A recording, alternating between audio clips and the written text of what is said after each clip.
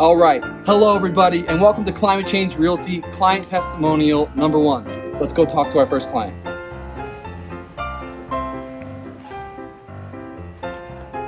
Well, hello, Izzy. Fancy seeing you here. What do you have to say about Climate Change Realty? Climate Change Realty was really nice. It was really difficult to get a house. Everyone was overbidding by crazy amounts. Prices were high, tensions were high, but we just kept at it. We just kept going, and we got a house in the end for a really good deal in a market where that's nearly impossible. So I'd say things went very smoothly. How did you first hear about Climate Change Realty, and why did you decide to use me as your real estate broker? Yeah, so I first heard about Climate Change Realty when Ethan came to my door, and he knocked on my door like he does in a lot of people in Boulder. I remember it stuck in my memory though. I was like, this guy, and then when you met Jill's parents, your other client, I remember seeing you, and instantly I was like, it's the guy from knocking on my door. And then as to why I decided to use you, I mean, honestly, I just, I have a lot of drive. I love working for myself. I really wanted to become retired at an early age. I really believe in people pursuing financial freedom, particularly in an era where financial freedom is much more accessible to us, even though we think that a lot of the time that it isn't. It just takes people who are willing to take big, sometimes scary steps, like buying a house, which is big and scary. But, if you play it right, you can still move ahead in this country. I'm not saying there's not a lot of things that we need to work on, but, you still have, the ability to propel yourself forward in both class and money. And then once you don't have to worry as much about money, you can start giving to the world with all your time, not your spare time, not when you're tired and already stressed out from your work, but give your full attention to making the world a better place. That's what I want to do. And I felt that Ethan shared my vision.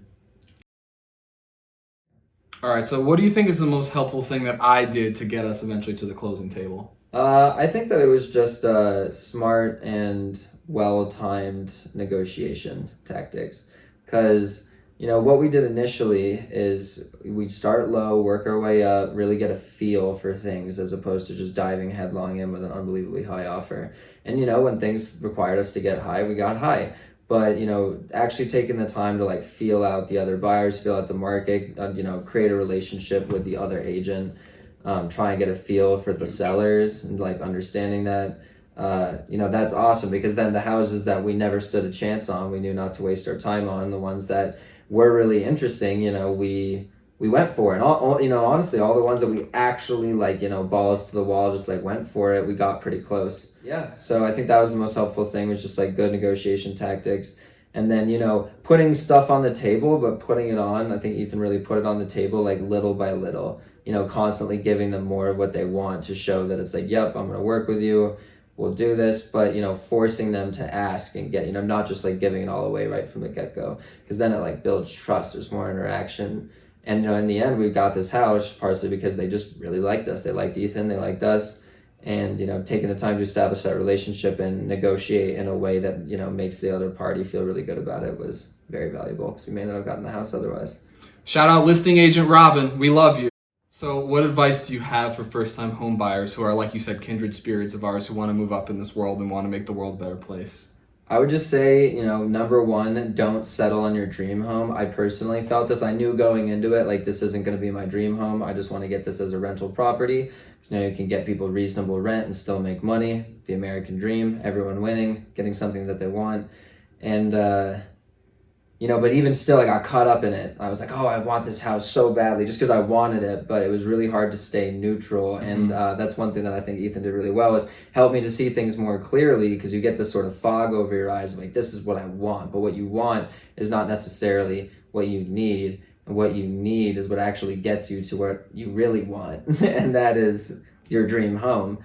And so rather than, trying to go for something right away, just don't be picky, focus on the statistics, be is this a good deal? Is this rentable? Focus on the area, just really be neutral about it and try and see it as an investment. Yeah, so to be clear, kind of this first home that you bought is part of the journey to get towards your financial freedom, right? Yeah, absolutely. It's the first step. And it's you always want to remember that the things that are most rewarding take a long time. And getting financially free is the reward that lasts you for the rest of your life. But to get there, you got to make sacrifices, which means you don't get to live in your dream home right away. You got to, even if you could afford it in the first place, you know, you have to focus on getting the perfect home in a financial sense. Totally. And that's like one of the most important. Being willing to not settle, not overpay for something that you know isn't worth the money, but you just want it to be over, so you're going to do it. Like, don't do that. Just wait and really focus on something that's a good deal, and you end up with something like this where we got like a great house. It's, you know, it's not my dream home, but it's in great shape, and it's like the perfect starter home for a very reasonable deal in a market that is very unreasonable. Indeed. That's not an easy thing to come by, and it took a lot of perseverance. So absolutely, I'd say that to people. Yeah, so I think we hinted at this a little bit, but what are your future plans for real estate? Future plans are to get as many properties as possible. Throughout this next couple decades, real estate ownership is going to go down and down and down. For the number of people, that is, more and more people are just going to be renters, and very few conglomerates of people are going to own all the real estate. And, you know, people are always like, we have to fight the rich. And I say, yes, by becoming rich. You know, you have to like gain power, snag as much of it as possible, but remember very deeply that you're doing this for the benefit of people. Take all your money, ideally, and reinvest it into doing more and more good in the world, especially once you have your time to do it. And so we're just going to get as many properties as we possibly can. And every single one of them, we're going to turn into an urban farm and focus on sequestering carbon, people growing their own food. We're going to rent to people who want to continue these giant gardens and urban farms. When I say urban farm, you know, just giant, beautiful gardens with lots of productivity for people to grow their own food. And, you know, give renters the ability to do that, because so many landlords just won't allow it to happen. Give people access to their own food, charge them reasonable rates, and still make a little bit yourself. But like I said, you know, you don't have to make either party lose when it comes to good real estate. And in the end, ideally, we'll just take all this money and you know, use capitalism for good, if that's possible. I believe it is, and I appreciate your vision, and thank you so much for believing in me. And I love you, man. Hell yeah. All right, now let's talk about this pile of dirt here. What can we learn about climate change realty and climate change in this, because this is your garden now. Well, tell me what you were just telling me about the dirt. Yeah, so basically this dirt contains carbon. Yeah, you can see it here in the soil profile, where basically you've got your grass and you've got this darker layer, and you see it becomes lighter the further down it goes.